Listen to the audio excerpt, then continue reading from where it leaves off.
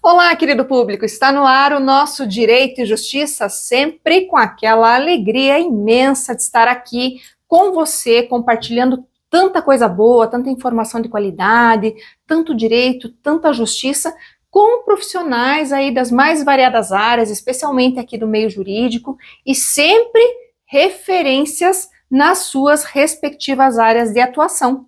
E hoje, como vocês sabem, né, eu também trouxe aqui uma pessoa que não poderia deixar de ser referência, que é justamente a doutora Giulia Angelucci, que é também professora, uma grande professora e mestre em Direito. Doutora, seja muitíssimo bem-vinda aqui. Muito obrigada pelo convite de estar aqui hoje, é uma alegria, uma honra imensa para mim. Fico muito feliz de poder compartilhar esse momento contigo e com todo mundo que nos assiste. Ai, que ótimo, doutora. Eu que fico muito feliz e lisonjeada por você aceitar o meu convite para estar conosco, nós que somos aí também, né, membros, relatoras do Tribunal de Ética, né, da OAB Paraná. Tive a grata satisfação de conhecer a doutora lá, inclusive, né? Sim. A gente trabalha aí arduamente lá, né, doutora? Uma das gratas surpresas e presentes que o Tribunal de Ética me trouxe, com certeza, foi conhecer a doutora, a possibilidade da gente estabelecer essa troca tão gostosa, tão bacana. Ai, com certeza, né, doutora? A gente sempre fica muito feliz porque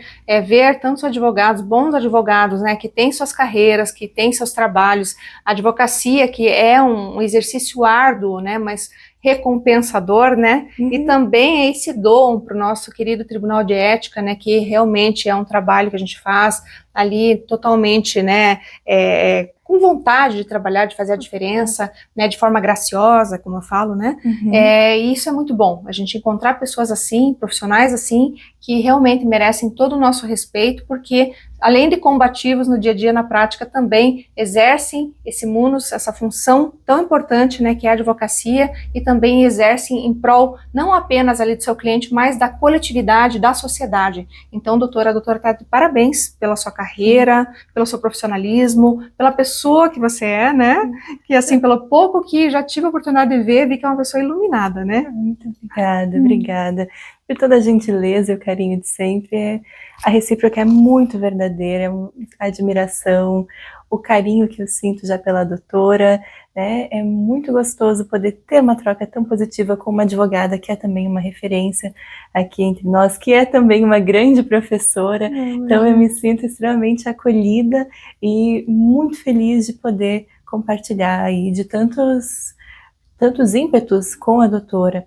Né, seja a nossa dedicação ali no Tribunal de Ética, a nossa paixão pela advocacia, pela defesa, pela ética, pelo cumprimento da justiça, né, uma busca que não é só defender a qualquer custo os direitos dos clientes, é buscar o certo, o justo sempre, de uma forma que também seja afetiva, afetuosa com as pessoas, elegante, delicada, como é a doutora. Menina, que é isso? Eu que lhe agradeço, doutora. E hoje, inclusive, né, falando sobre essa questão tão peculiar, né, do direito, das áreas, né, a doutora vem conversar conosco sobre algo que para nós é muito importante, sagrado, que é direito de família, né? Direito de família, que aí toca em pontos que eu sempre falo aqui que são nevrálgicos, né? Questões que envolvem divórcio, partilha, guarda, pensão, e esses assuntos tão novos aí que nós temos também, né? Poliamor, multiparentalidade, né? Enfim, tantos outros aqui que nos tocam diariamente. E são aí, com certeza, curiosidade do nosso público, né? Porque todos nós diariamente vivenciamos situações que também dependem de esclarecimentos, dependem de informações jurídicas. E hoje a doutora, então, Giulia, estará conosco neste programa para trazer, então, aí inúmeras respostas, esclarecimentos e informações das mais variadas nesta área que é das mais importantes do direito. Mas antes da gente começar essa belíssima entrevista, eu vou chamar o nosso patrocinador. E você não sai daí não. Espera que a gente já volta. Você já imaginou ter a tranquilidade de saber que seu imóvel está regularizado? Com a regularização, seu lar passa a fazer parte oficialmente da cidade, garantindo segurança para sua família e valorização do seu patrimônio. Aqui na Domínio Legal Regularização de Imóveis, esse é o nosso compromisso. Aplicamos medidas jurídicas, urbanísticas, ambientais e sociais para transformar núcleos urbanos informais em áreas regularizadas, garantindo a titulação dos ocupantes. Porque um lar seguro começa com a legalização. Domínio Legal Regularização de Imóveis. Construindo segurança, garantindo o futuro. Uma parceria Domínio Legal e Soft Mapping Cartografia e Geoprocessamento. Porque regularizar é valorizar. Faça parte dessa conquista.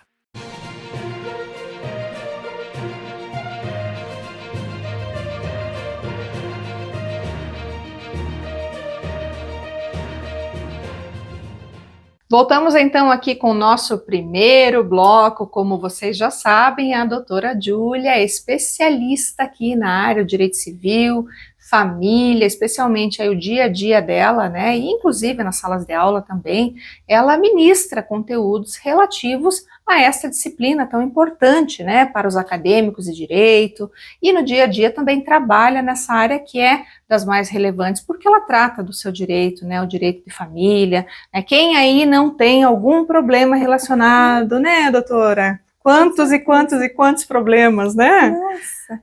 Assim, são incontáveis. E até para começarmos a conversar, a gente elegeu aqui um que é bastante corriqueiro, que é justamente o divórcio, que tem duas modalidades, né, doutora?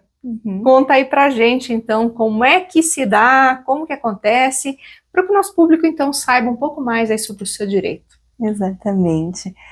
Nós temos no divórcio dois grandes blocos iniciais, né? Entendendo o que está acontecendo. No começo de conversa, o divórcio é o momento da dor.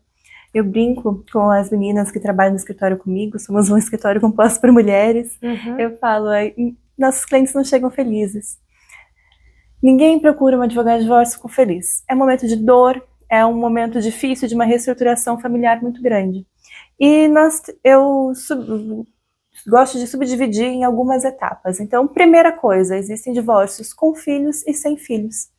E esse é o primeiro ponto essencial para a gente definir qualquer possibilidade de caminho, né? Nós temos o divórcio quando ele tem filhos, existem menores envolvidos nessa relação. A gente tem uma situação delicada em que nós vamos romper um vínculo matrimonial, mas não um vínculo de parentalidade. Então, existe um vínculo entre os ex que vai permanecer, vai perdurar, que é por meio da parentalidade. Tendo a parentalidade envolvida, é uma situação muito específica e particular. Não tendo casos de parentalidade, não tem crianças envolvidas, no divórcio pode seguir uma via extrajudicial, consensual, puramente extrajudicial, né? É possível fazer esse divórcio diretamente em cartório, definir toda a separação de bens direto em cartório de forma muito tranquila, ou judicial também, quando não há acordo quanto aos bens e quanto à destinação desses bens. Agora, quando nós temos menores envolvidos, o caminho é quase sempre judicial. Por quê? Ainda que haja um consenso entre os pais da criança, eu preciso passar pela homologação judicial para definir guarda, para definir convivência, para definir alimentos. Existe um provimento do CNJ de 2024 que autoriza o divórcio extrajudicial quando tem menores envolvidos, mas apenas nos casos em que guarda, pensão alimentícia e convivência já foram definidas judicialmente.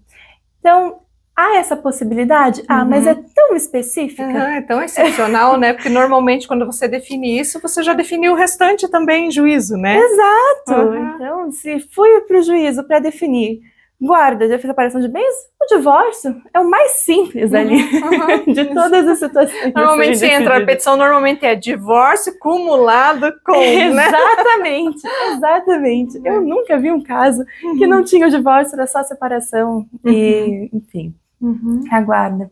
Então, a regra geral é que passe aí por uma homologação. Pode ser consensual, pode ser litigioso.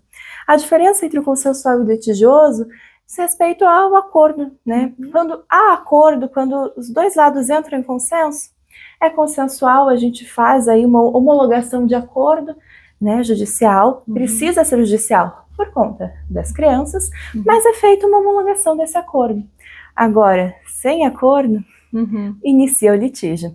E se me permite contar uma história rapidinho? Com certeza. Quanto ao litígio, meus pais se divorciaram em 2005, eu tinha 6 para 7 anos, e começou o divórcio litigioso deles. Eu fui a última advogada da minha mãe. Olha só. Então, eu cresci, me formei, me tornei advogada e virei advogada da minha mãe. Foi o primeiro processo que eu assumi na minha vida também, foi o divórcio dos meus pais atuando em nome da minha mãe. Então, o divórcio litigioso ele envolve aí várias camadas, várias discussões próprias, e é quando não tem nenhum consenso. Tendo consenso, a gente consegue estabelecer mais fácil, né? Eu diria que o divórcio consensual é o melhor dos mundos no mundo já não ideal, que já passou pelo divórcio. Exato. O melhor dos mundos é o consenso. O consenso, e daí a gente também tem a possibilidade, tanto consensualmente, né, de fazer no judicial, inclusive também, né, doutora, porque aí você pode fazer tanto no extra quanto no judicial, né, porque daí tem a questão da homologação, tem casais que ainda optam, né, por fazer, né, a homologação em juízo desse divórcio também, né, a despeito da existência do extrajudicial hoje como possibilidade de resolução super rápida deste problema, né, que acabou sendo gerado, né, ali, né, que o divórcio não pode dizer que não é um problema, porque Sim, né? Com certeza, ele nunca é o mundo ideal, né, não. E é o fim de um relacionamento. É o fim de um relacionamento, é um momento difícil, de reestruturação familiar e pessoal, é um momento que você se depara com as escolhas da sua vida, com o que você planejou para a sua vida até aquele instante, tudo isso ruim. Tudo ruim. Né, tudo começa do zero, qualquer divórcio, então é sempre um momento muito difícil. Judicialmente a gente tem aí algumas garantias a mais, mas ela só é obrigatório havendo menores, não havendo não é obrigatório. De todo modo, tendo homologação judicial, não tendo homologação judicial, sendo puramente extrajudicial, costuma ser um processo muito mais rápido, né, porque a gente tira as discussões de jogo. Exatamente, né? Hoje o que se tem muito mais é justamente a existência ou não do litígio, né? Exato. Havendo litígio, infelizmente, vai ter que judicializar. Não havendo litígio, muito mais fácil, muito mais célere, vai no cartório, né, contrata o advogado de confiança, muitas vezes ali já os dois acabam escolhendo um advogado e resolvem o problema muito rapidamente, né? Questão ali de dias, né? Porque até que a minuta fique pronta, etc., assina e libera depois a verba lá, a margem da certidão de casamento e cada um segue sua vida, né? Exatamente. Eventualmente retira nome de casado, volta nome de solteiro. Faz todas as edificações já no cartório. Faz tudo ali já mesmo, né? E já se resolve o caso, né? Exato. Mas, gente, ainda assim, olha, não é tudo. Nós temos muito mais aqui para conversar com a doutora, né? Inclusive, na sequência, a gente vai falar sobre guarda compartilhada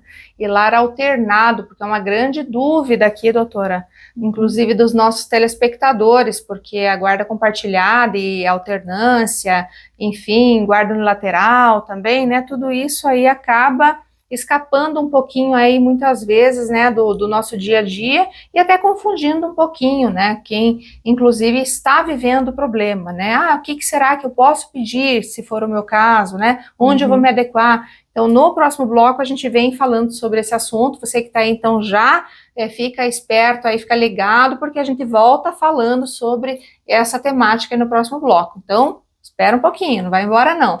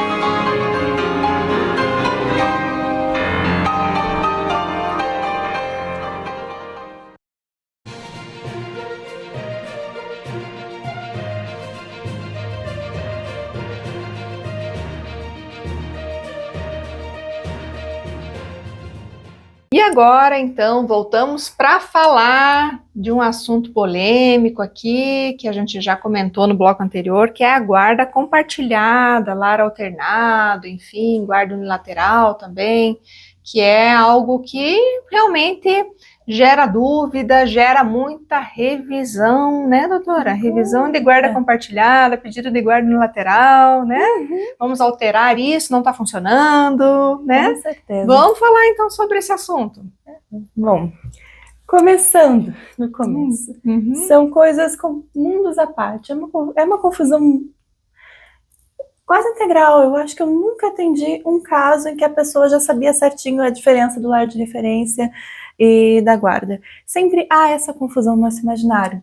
A guarda são as decisões, é o poder de decisão sobre aquela criança.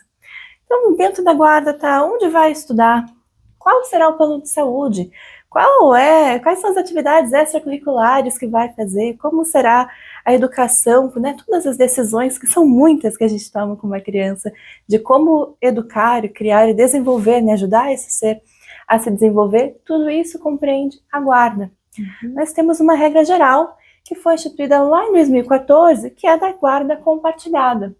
Então, via de regra, não havendo maiores problemas, nós seguimos com a guarda compartilhada. Pai e mãe, juntos, tomando as decisões pela vida dos filhos, ainda que após um divórcio, ainda que após uma dissolução de união estável, né? Porque é o vínculo da parentalidade que não se rompe, ele permanece. Então, mesmo não estando mais juntos como casal, continua aí a obrigatoriedade de tomar essas decisões em conjunto.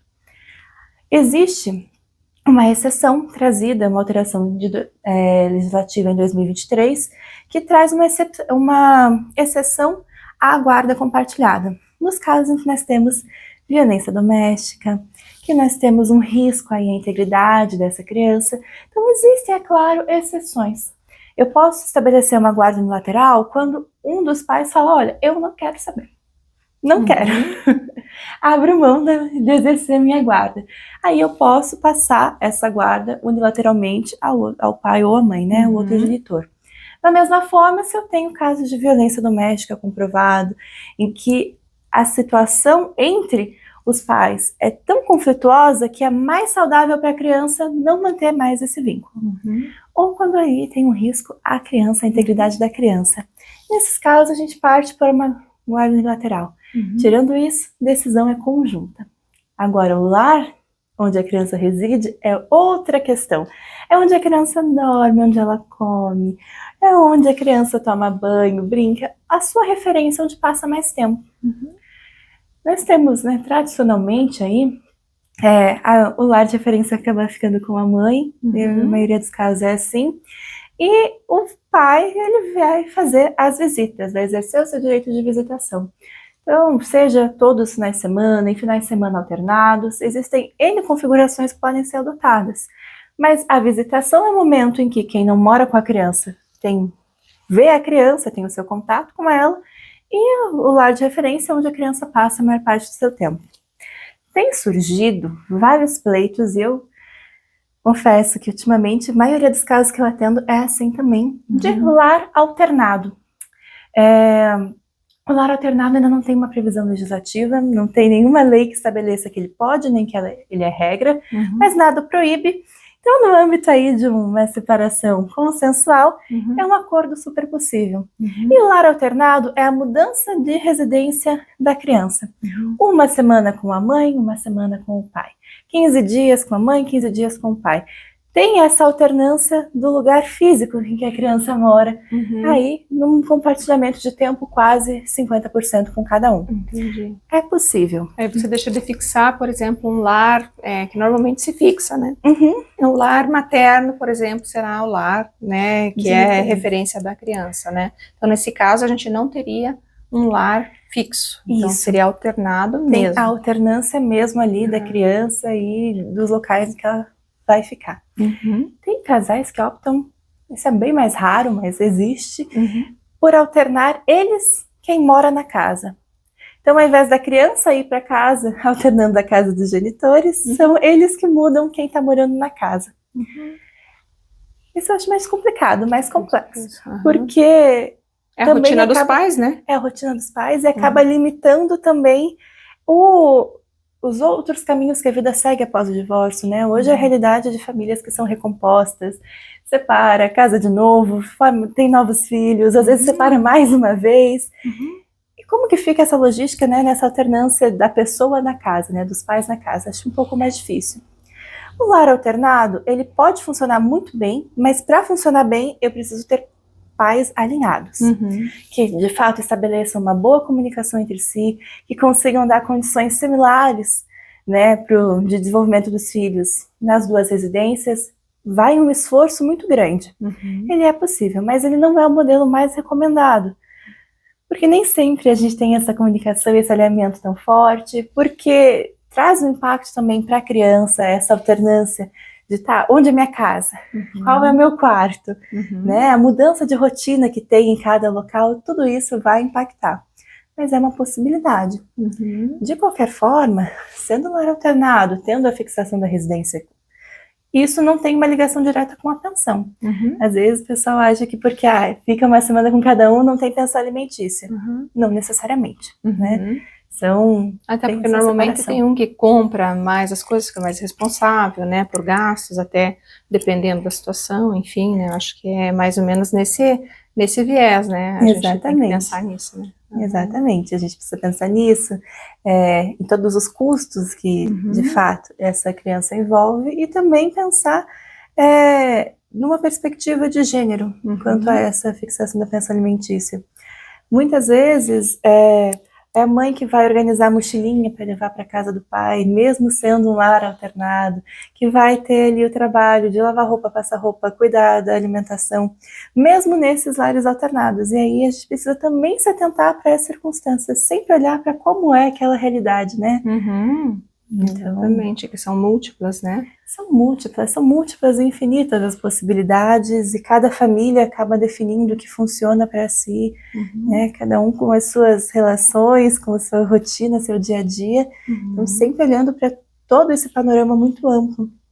E a partir disso a gente consegue pensar também na manutenção da pensão alimentícia com um lar alternado.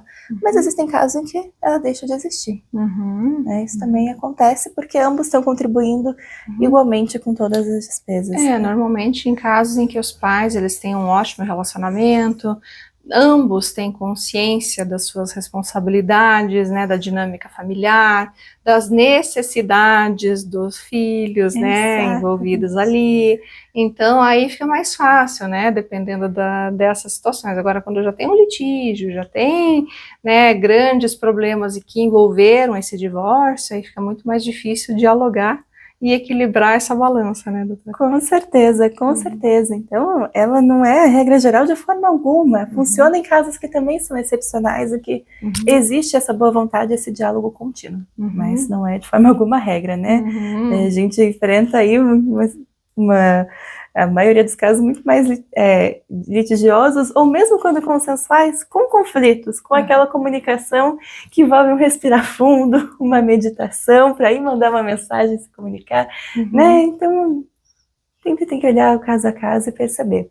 Mas, via de regra, tem o direito de visitação, que é esse momento aí de tempo de qualidade com a criança, e que a gente vai alternando de acordo com aí a rotina de cada casal, cada ex-casal. Cenário, né? Isso é bem importante, né? Porque, como se diz, né? As regras aqui elas existem, mas elas não se aplicam de forma indistinta, né? A todos os casais. A gente tem que pensar muito no cenário, né? Nas possibilidades de cada um, no entendimento, na compreensão, em como esse casal vai ficar depois do divórcio. Muitas vezes existem ali rixas, infelizmente, existem dores, né? Isso é normal, é muito comum, é mais normal do que anormal, né? Então, às vezes é difícil conciliar esses interesses, né? Ainda o pessoal tá ali ressentido, né? Aconteceu alguma situação também que acabou desencadeando esse divórcio, essa separação. Então, não se aplica para todo mundo, mas é bom que nós saibamos que existem essas possibilidades, até porque você aí em casa, se estiver passando por algo assim, sabe que eventualmente, né, quando for consultar o seu advogado de confiança, que eventualmente até possa ser aqui a doutora Júlia, né, você vai saber que existe e vão realmente ser aconselhados aí sobre a melhor possibilidade, até porque o bem maior aqui é o filho. os filhos, né, com doutora? certeza. O bem deles, né? O olhar é inteiramente voltado para o melhor interesse dessas crianças, desses filhos, para que eles sofram o menor impacto possível. Há impacto, há um sofrimento ali vinculado, mas é sempre pensando em como garantir que seja o menor possível os interesses dessa criança, garantindo que ela tenha uma convivência ampla, enriquecedora, com ambos os seus genitores, que tenha um convívio aí com toda a sua família, e pensando sempre em buscar o melhor amparo para ela. E pensando também em como fazer isso ser algo possível, né? Porque um acordo também, né, desses acordos de guarda, de visitação, de residência, se mal feito, gera um potencial de litígio gigantesco. Não dá para, na hora do acordo, pensar no mundo colorido que não se adeque à realidade de cada família, de cada pessoa, porque aí a gente tem um acordo que é fadado ao insucesso, ele precisa ser realista. A gente precisa pensar nesses combinados de acordo com o que pode, de fato, ser cumprido. Isso. Não gera expectativa na criança que acha que vai para casa do pai, para casa da mãe, e daí acaba não indo, gera um estresse entre as pessoas, porque se comprometeu a uma coisa que não consegue cumprir, o outro lado contava que fosse cumprido, então sempre precisa ter muito cuidado na hora de fazer, né? Esses acordos, né? Por isso que hoje a sua presença aqui é fundamental, doutora, porque assim a gente consegue desmistificar um pouquinho mais esse assunto, né? Esclarecer um pouco mais o nosso público. Mas, gente, ainda tem mais, tá? Na sequência a gente volta aqui com a doutora também para continuar falando agora sobre pensão alimentícia, alimentos gravídicos e também sobre o cálculo, né, desses alimentos. Então, não vai embora, espera aí, porque tem muito mais para você entender hoje também sobre esta questão que é tão importante, que também traz aí muitos problemas no dia a dia. Mas antes disso também vou chamar a coluna do Dr. Edilson Santos da Rocha para falar sobre o direito contratual, para que você saiba cada vez mais aí como redigir um bom contrato e esses aspectos todos que o envolvem, porque bem ou mal, todo dia a gente precisa celebrar um contrato, seja ele escrito, seja ele verbal, então é sempre bom saber como é que funciona na prática. Vamos lá?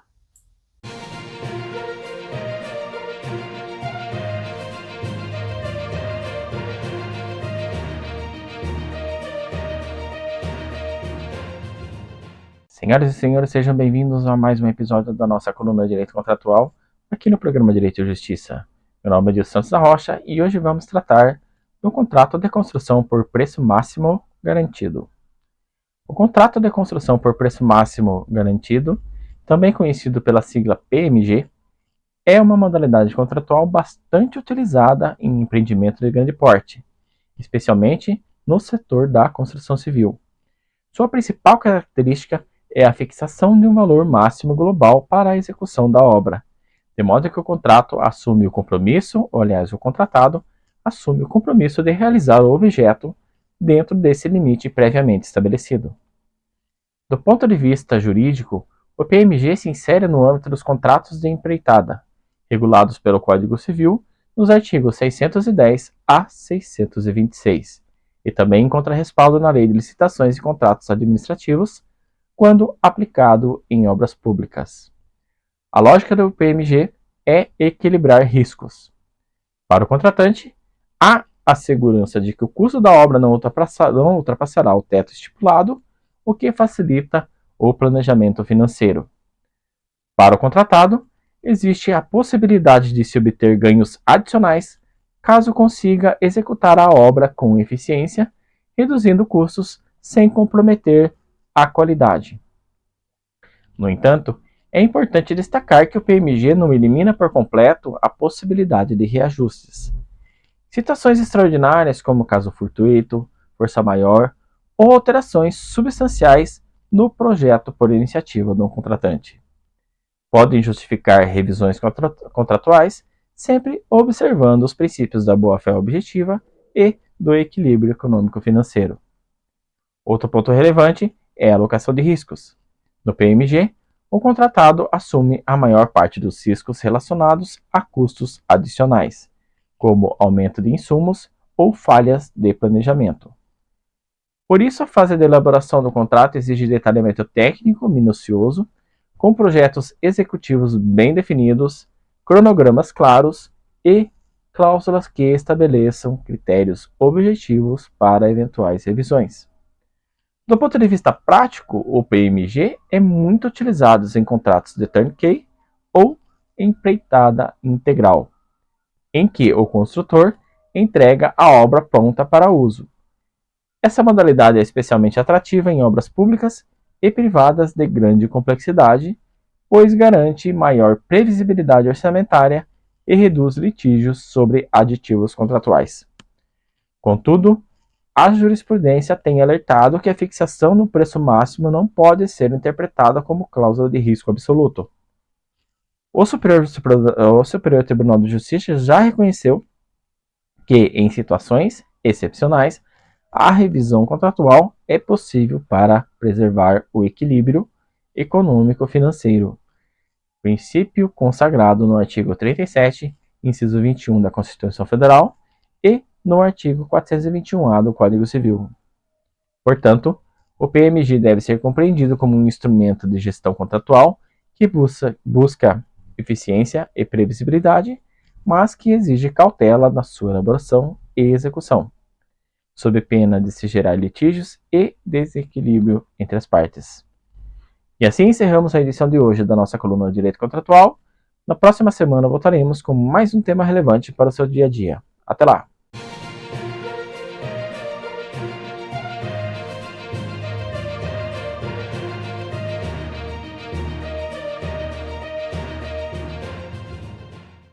Voltamos então agora para falar de pensão alimentícia, né? Quando a gente está diante desse problema que envolve justamente a separação do casal, né?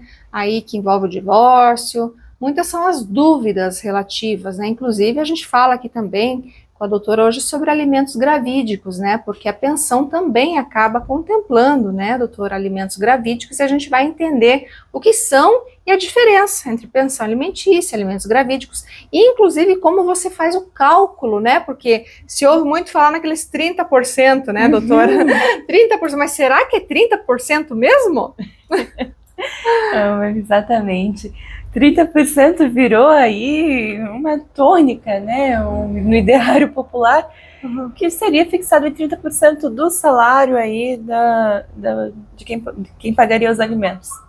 Que não é bem assim. Cada vez mais a gente compreende a pensão alimentícia como um trinômio.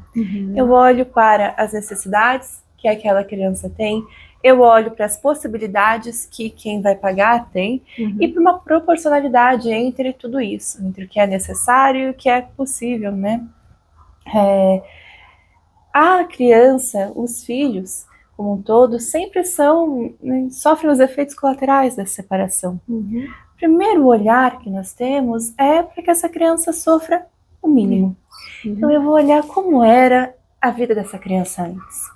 Enquanto os pais estavam casados, né, ou conviviam, ela frequentava colégio particular, ela fazia aulas extracurriculares, ela frequentava, como era o lazer, né, tinha idas frequentes ao shopping, no cinema, esses passeios, tudo isso que faz parte da vida dessa criança, entender a fundo como era essa vida. E se faz um esforço de manter esse padrão de vida, para que ela não sofra um impacto financeiro gigantesco.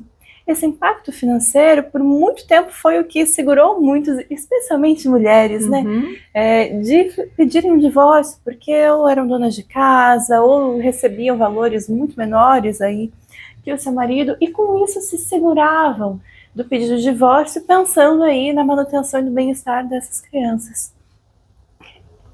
A intenção é que não seja esse um dos motivos, né? Que não seja o impacto financeiro que segure nenhuma relação, e sim o amor e a vontade de estar ali. Então a gente olha para toda essa vida que a criança tinha. Não é porque divorciou que vai sair do colégio particular e ir para o colégio público. Parece, né? Mas tem colégio público, tem educação de graça. Já tinha rotina, amigos, colegas. Vamos manter isso. Agora não vou mais pagar plano de saúde? Vai. Já tinha o plano de saúde e vai continuar a ter o plano de saúde.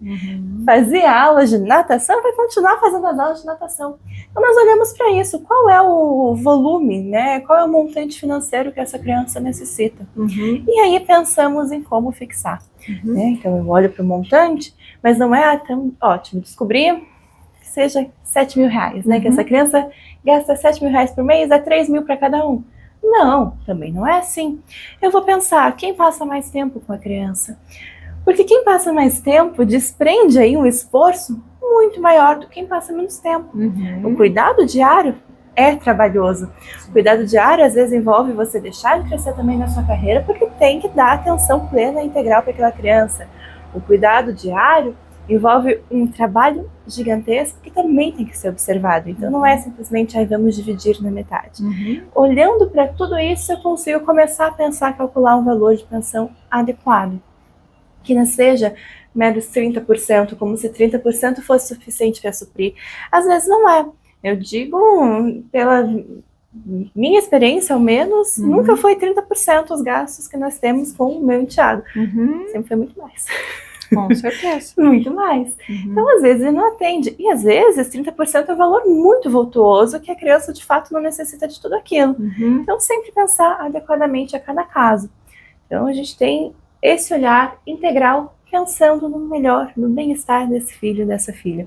Eu digo criança como um todo, né? Não é só criança. A pensão não acaba quando atinge 18 anos, não só crianças e adolescentes. É os filhos do casal, quando eles conseguem caminhar pelas próprias pernas, quando eles têm condições de se sustentar, né, estão inseridos no mercado de trabalho, começam a trabalhar, mas começam a trabalhar ganhando um salário que consiga manter essas necessidades, aí a gente pensa em diminuindo o valor da pensão alimentícia e, eventualmente, exonerar essa pensão alimentícia, olhando para toda essa circunstância, né, por tudo. Porque a gente também tem que pensar, né, que muito embora, e a doutora tocou num ponto bem importante aqui, né, especialmente quando a gente fala de filho, né, o filho ficou maior, né, agora é maior, atingiu a maioridade, não precisa mais da pensão, né, mas a gente sabe que não se restringe à maioridade, né, ele pode ter completado 18 anos, mas ainda assim precisar ser dependente, porque só estuda, por exemplo, né, então a gente sabe que muitas vezes, inclusive até que ele se forme, né, na faculdade, que seja, que ele não consiga aí arcar com as próprias despesas, não tenha aí um trabalho, ele vai precisar, vai ser dependente. Então não é assim tão simples, vou pedir exoneração, né, vou pedir uma revisão, porque também tem, né, isso também existem diferenças aqui que são bem importantes, né, doutora? Exoneração é quando efetivamente se pede para eliminar. Com a exoneração, cessa a pensão alimentícia, ela deixa de existir. E ela nunca parte de uma decisão pura e simples dos pais, de quem está pagando aí o valor dessa pensão alimentícia. A exoneração vem de uma decisão judicial, seja porque fez um acordo extrajudicial com o filho e vai homologar judicialmente, ou porque quer pedir para parar, sempre com uma decisão judicial. Se não tiver decisão judicial, ainda que o filho seja concursado, ganhando salários altíssimos, está passível, sujeito a uma execução dessa pensão alimentícia, porque ela ainda está vigente, sempre depois de uma decisão judicial. E além disso, nós temos a possibilidade de reduzir ou de majorar, diminuir ou aumentar o valor da pensão alimentícia. Essas são as ações revisionais de pensão alimentícia, que são também muito frequentes. A pensão ela é fixada pensando nas suas condições no momento da fixação, né? No momento em que se estabelece aí e que se fixa os alimentos. Pode ser que, passado um tempo, quem paga os alimentos, né, geralmente é o pai, mas a pessoa responsável por isso, tem uma super promoção no trabalho, passe a ganhar o dobro do que ganhava antes. Com isso, é justo também que o padrão de vida dessa criança aumente. Por outro lado, pode acontecer uma demissão, né, uma empresa que venha à falência e tenha muitas dívidas, e com isso diminui o padrão de vida, né, do genitor, e também vai diminuir o padrão de vida da criança. Então eu tenho a possibilidade de rever para readequar. E essa readequação vem tanto dessas mudanças no padrão de vida de quem paga, mas ela também pode vir, e isso tem sido cada vez mais frequente, de mudanças nas necessidades desse filho, dessa filha. Então, acontecem muitos casos de crianças que são diagnosticadas com autismo, e com isso o valor dos tratamentos aumenta muito, os gastos com medicamento, com todo o acesso ao tratamento de saúde aumenta exponencialmente. Com isso, também preciso rever a pensão alimentícia, tenho novas necessidades, né? A questão de saúde das crianças surge. Às vezes vem aí o filho tem uma super oportunidade no exterior, algo assim, né? Um atleta que precisa se mudar para perseguir essa carreira no esporte. Com isso eu também preciso rever. Então essas alterações grandes na vida das pessoas nos trazem uma ação revisional de alimentos. Exatamente, né? Até as próprias situações econômicas do país podem implicar também numa revisão, né? Aquilo que se pagava no momento da fixação ali dos alimentos não ser mais suficiente daqui 2, 3 anos, a depender do cenário, né? Então acho que tudo isso é passível aí de revisão, né, doutora? E acho que faltou nós falarmos ainda de um ponto importante aqui, que são os alimentos gravídicos, né? Com certeza. Os alimentos gravídicos são os alimentos devidos à mulher que está grávida. Porque esse é um contexto em que nós não temos, né, o relacionamento de anos com os filhos já inseridos na relação matrimonial. O divórcio acontece quando a mulher está grávida ou nunca aconteceu esse casamento. Às vezes, né, foi só uma relação que aconteceu, algo breve, e não existe mais, mas que eu tenho uma mulher grávida. Com a gravidez, são os gastos para fazer o quartinho do neném, para você fazer todo o enxoval, todo o pré-natal, gastos altíssimos que se tem com isso. A vida dessa mulher muda do dia para a noite de uma forma avassaladora, né? As necessidades físicas que o corpo passa a ter com a gestação também são extremas, é uma mudança muito extrema. E não é justo que essa mulher arque sozinha com tudo isso. Os custos efetivamente envolvidos aí, né, em tudo que precisa ser feito para se preparar para receber o neném no mundo, mas também com todo esse trabalho que envolve a gestação e que ela já está sem ter um companheiro ali ao lado para lhe dar esse suporte. Com isso vem os alimentos gravídicos. Posso fixar alimentos mesmo antes de ter o nascimento da criança, para já atender. Então, eu não preciso esperar nascer para ir entrar com uma ação de pensão alimentícia, muito pelo contrário. É importante também dar segurança material e dar assistência para essa mulher que está grávida. É importante, né? Até porque é um momento de grande fragilidade da mulher, né? Sim. Ainda que se possa pensar que, não, mas ela tem saúde, ela tem disposição, ela é nova, etc. Mas, como a doutora falou, é uma mudança avassaladora na vida da mulher. E por mais forte que ela seja, por melhores condições que ela tenha, a vida dela se transforma totalmente, né? Aquilo que era já não é mais, né? Independentemente da idade. Eu posso dizer porque tive filhos com idades diferentes e sei que cada uma delas também trouxe as suas implicações. É a melhor coisa da vida da gente, mas a gente sabe que enquanto está grávida, todo mundo fala, gravidez não é doença, mas ela te limita para muita coisa, né? Muitas mulheres passam mal, né, doutora? Tem mulher que não tem condições de trabalhar, tem, enfim, N situações que aqui acabam demandando a prestação desses alimentos e por isso é importante que você saiba que você tem direito a pleitear esses alimentos judicialmente, né? E também, a título de curiosidade, entender, conhecer, saber que existe, né, no direito essa previsão, né, doutora? Exatamente. É possível, é aplicável, é necessário e é justo que assim seja feito também. Isso mesmo. Bom, então agora nós vamos chamar a coluna do Dr. Leonardo Shaw Ramos, então, inclusive com o direito de família e sucessões aqui, para explicar cada vez mais aqui esses seus direitos, para que você conheça e saiba aí como acionar o Poder Judiciário quando você tiver aí uma situação entre essas aqui que a gente está conversando e a doutora está explicando tão bem aqui para todos nós. Vamos lá, doutor Leonardo?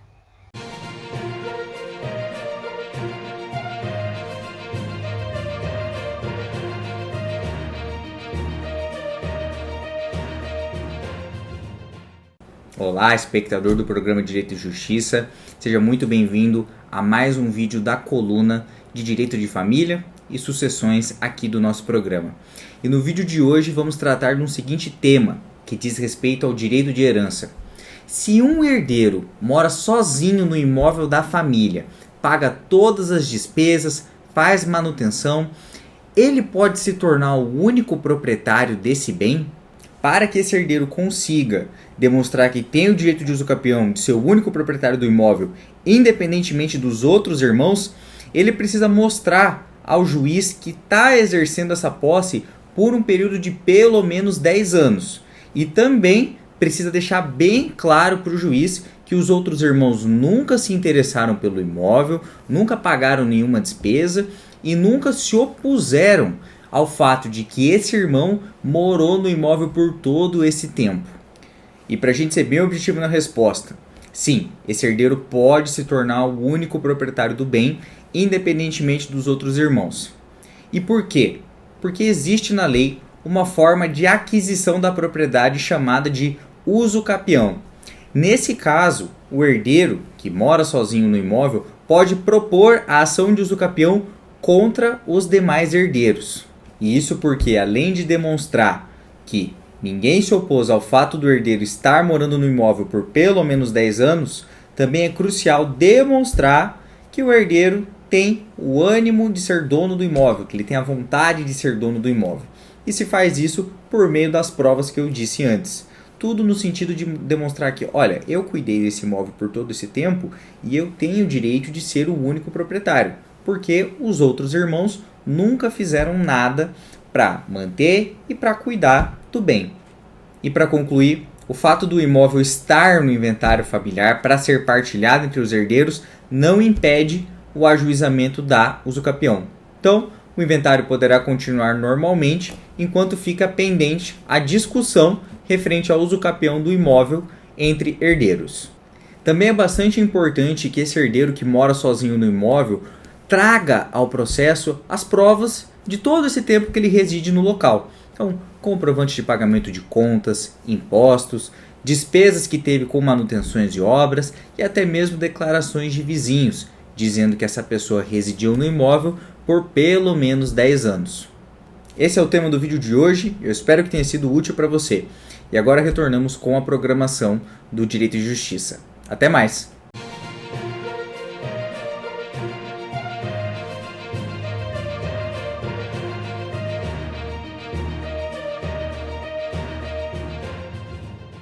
Voltamos então com o nosso último bloco aqui agora para tocar num tema que também desperta aí a nossa curiosidade, que é multiparentalidade, socioafetividade e poliamor, né, doutora? São três tópicos aqui, né, que podem gerar uma certa confusão. Não se confundem, gente, entre si, são aspectos muito diferentes e que precisam ser explicados para que a gente compreenda bem cada um deles. Doutora, é contigo, então.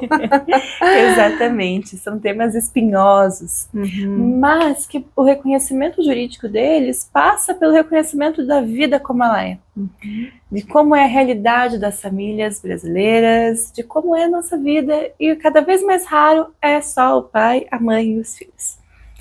Temos o reconhecimento aí das uniões homoafetivas, temos casais que se divorciam e formam novas famílias, a isso nós damos o nome de famílias recompostas, e aí tem um novo núcleo familiar e filhos de relacionamento anterior, e assim vão crescendo as relações familiares. Então, vamos começar com a afetividade, o reconhecimento aí de uma filiação socioafetiva. Ele parte pelo reconhecimento de que existem outros laços, além dos laços sanguíneos, que vinculam uma filiação. Então eu tenho, às vezes, né, padrastos, madrastas, que estabelecem com aquela criança, com seus enteados, uma relação tão profunda, de tantos anos, com laços tão fortes, que se tornam também pais e mães daquela criança. Houve uma popularização do reconhecimento da paternidade e da maternidade socioafetiva. Teve um boom nos últimos anos, e agora a gente também está vendo um boom no sentido contrário, de quem reconheceu e não quer mais que seja reconhecido. Então acontecia das pessoas se casarem 2, 3 meses depois, o padrasto, a madrasta pediu reconhecimento dessa socioafetividade e depois não durou muito tempo o casamento, pediu para reverter. É extremamente sério extremamente forte. Eu faço parte de uma família recomposta, né? Sou madrasta de uma criança de 3 anos. Quando eu casei e voltei da minha lua de mel em sala de aula, uma aluna veio para mim e falou: professora, agora você vai registrar ele também? Como que vai ser? Você agora é mãe dele também? Eu falei: gente, calma. Casei há 15 dias. Espera aí, tô na lua de mel ainda, Calma. né? Lua de mel. E não é por falta de amor, de carinho pela essa criança de forma alguma. Mas os laços de um pai e de uma mãe são laços que são criados com o tempo. Podem ser criados, é lógico que podem. E eu acho ideal que sejam assim. Que bom se todos os filhos olharem para os padrastos e madrastas como pais, como mães, que tenham esse reconhecimento desse amor, desse carinho, desse cuidado e essa segurança que nos traz um pai e uma mãe. Mas não é um reconhecimento de um vínculo leve, é sempre um vínculo estável. Passam por mim agora em mente vários casos de pessoas que se casaram com crianças pequenas, né? Quando tinham crianças pequenas, e 10 anos depois, quando adultos, essas crianças pedem, já não mais crianças, né? Olha, você é meu pai, você é minha mãe também, gostaria de ter o seu nome no meu registro. O reconhecimento dessa paternidade e maternidade socioafetiva é o reconhecimento jurídico de algo que já existe de fato. Laços duradouros de muito tempo. Eu atendi um casal uma vez que eles me falaram assim: não, quando ele era pequeno, ele escrevia o sobrenome do padrasto junto. Era o meu nome, a mãe disse pra mim, era o meu nome, o nome do pai dele e depois o nome do padrasto. Desde pequeno ele não entendia, a gente explicava que ele não tinha e ele não entendia. É esse reconhecimento de laços que já existem. E um reconhecimento jurídico que traz impactos jurídicos grandes. Reconhecer essa filiação socioafetiva implica estender também direitos de herança, estender também direitos de alimentos, estender também direitos de guarda e convivência. Então é um reconhecimento muito sério. Não é só um gosto, amo a criança. É realmente, estou nesse papel, me sinto nesse papel. Quando são menores de idade, o reconhecimento dessa maternidade ou paternidade socioafetiva precisa da anuência do outro, do pai ou da mãe biológica. Todo mundo precisa estar de acordo para fazer esse reconhecimento. Maior de idade já não precisa mais, pode ser feito também extrajudicial inteiramente. E quando a gente tem esse reconhecimento, eu tenho 2 possibilidades. Uma delas é quando a pessoa não tem contato com o pai ou a mãe biológica e quer retirar esse vínculo parental. Então, geralmente, novamente, acaba sendo com os pais, mas, enfim, passou a vida inteira convivendo com a mãe e com o padrasto, nem sabe onde mora o pai, não tem contato, quer retirar o vínculo com esse pai, do pai biológico, e acrescer o vínculo com o padrasto. E aí faz esse reconhecimento pela via socioafetiva. A renúncia à paternidade é um processo judicial. Não é um processo extrajudicial, ele é sempre judicial e traz impactos muito sérios, né? Porque a gente está aí desvinculando uma filiação. Agora, existe a outra possibilidade em que eu só quero acrescer. E é que esse filho, essa filha, passa a ter 2 pais ou 2 mães no registro. O nome disso é multiparentalidade. A multiparentalidade surge no nosso instituto com as relações homoafetivas. Porque eu tinha casos de casais homoafetivos, 2 homens ou 2 mulheres que adotavam uma criança e não conseguiam colocar os 2 nomes do registro, porque só tinha o campo para uma mãe e para um pai. E agora a criança com 2 mães e 2 pais precisava escolher quem seria aí. Minha mãe, né? Qual delas é, né? Qual delas é de fato a mãe. A multiparentalidade acaba com isso. É possível ter 2 mães, é possível ter 2 pais, é possível ter 2 mães e 2 pais. Essa é multiparentalidade. Pode ser pela via aí da afetividade, e aí eu reconheço, acresço novos vínculos, não deixo de ter nenhum vínculo, só acresço. Essa é a minha multiparentalidade, que se difere de uma adoção. Porque na adoção eu rompo com o vínculo anterior e passo a ter o vínculo dos novos pais, né? Seja 2 pais, 2 mães, um pai e uma mãe. Na multiparentalidade eu estou acrescendo apenas mantendo o vínculo anterior. Não é mãe socioafetiva, mãe biológica, pai socioafetivo, pai biológico. E ainda, nós temos um terceiro instituto que causa muita confusão, que é o poliamor. As famílias poliamor. essas não têm reconhecimento jurídico. Uhum. Essas não têm. Eu tenho a possibilidade dessa multiparentalidade pensando na realidade de como de fato as coisas acabam transcorrendo nas famílias recompostas ou nas famílias homoafetivas. Uhum. Agora, o poliamor, o manter 2 casamentos ao mesmo tempo, que seria ali a bigamia, o ter trisais, quadrisais, né, casais que não são compostos só por 2 pessoas, essa multiplicidade de pessoas se relacionando, eu não tenho reconhecimento jurídico. Ainda que de fato ocorram, que surjam várias demandas nesse sentido, de reconhecimento dessas famílias poliafetivas, eu não tenho ainda Porque o ordenamento jurídico ele veda. Ele veda, exatamente. né? No nosso ordenamento é só monogamia, né? A gente não permite a bigamia, né? Então... Exatamente, é só um relacionamento, né? Entre 2 pessoas.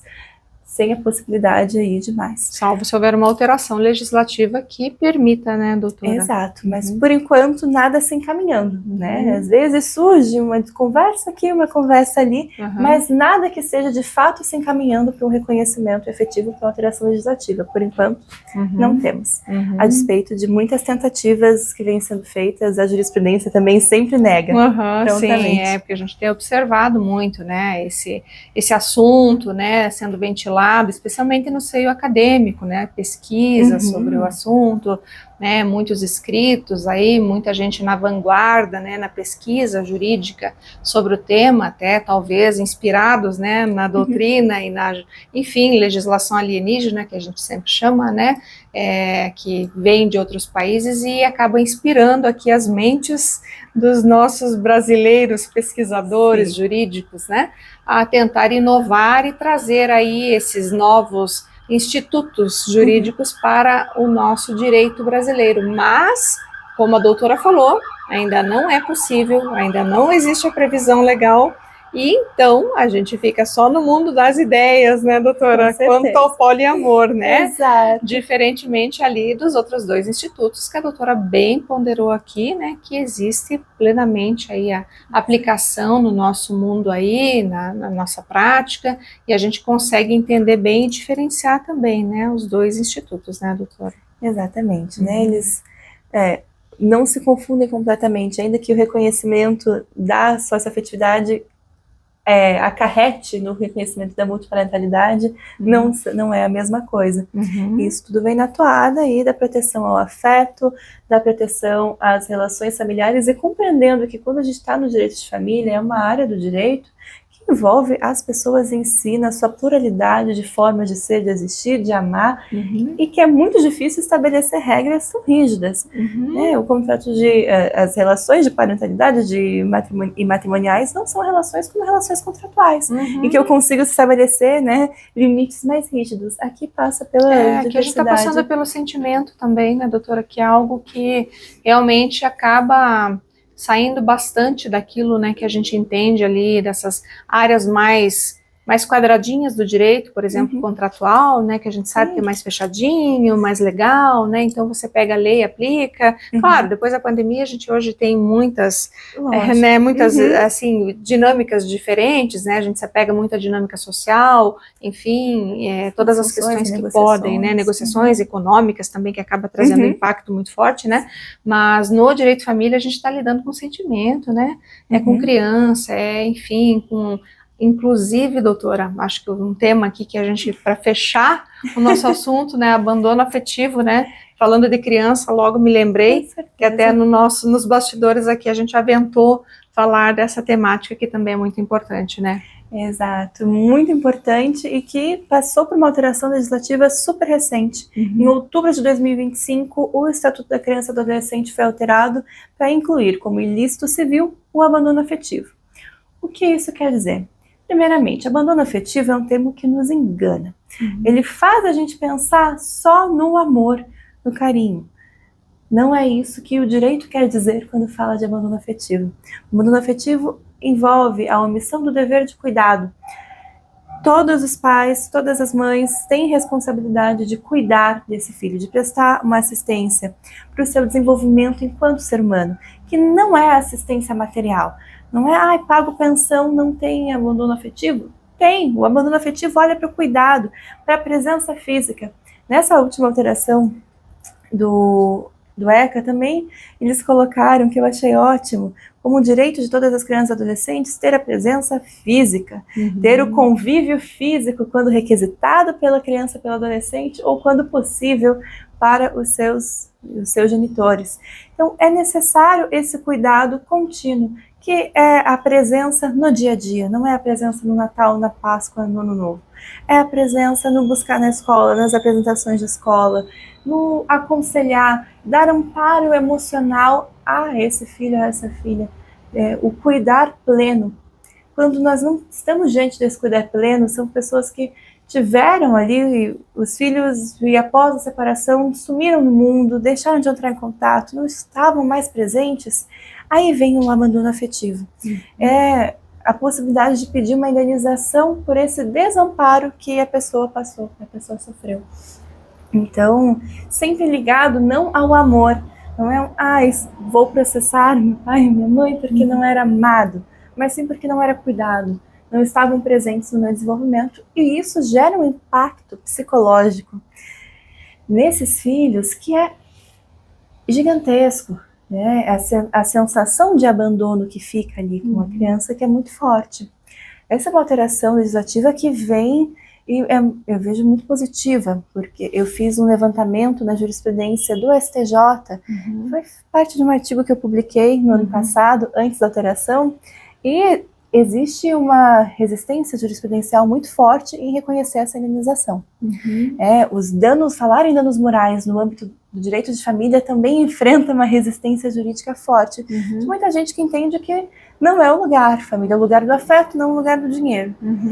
Então, eu acho que implementar isso judicialmente, legislativamente, ajuda a enfrentar aí esses entraves que acabam acontecendo na hora do deferimento desses pedidos ou do indeferimento.